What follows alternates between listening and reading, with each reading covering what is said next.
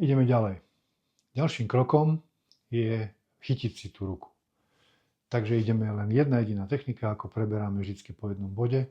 Ruka sa už nevedie k sebe, ruka už nie je voľne, ale sa chytí. Chytí a pritlačí sa k sebe. Dá sa dať viacej úderov naraz, pretože si ju pridržíš. Oprieš si ju o telo, čím zabrániš tomu, aby sa ti vyzul tak rýchlo a dáš. Tým, že si tu vystúpil von, vzdialuješ sa tejto ruke a táto nemá taký dosah. Si ďalej od nej preč. To je tento krok len jediný. Toto je celé o tomto. Ďalší bude nasledovať ďalší krok v ďalšom videu.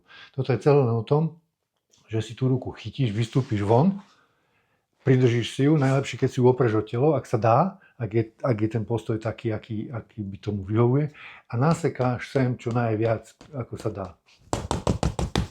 Keď to urobíš shotjamom, keď máš shotjam magnum, tak je to absolútne finálne, vybavené, hotovo. Magnum je neskutočná sila. Ďalší krok.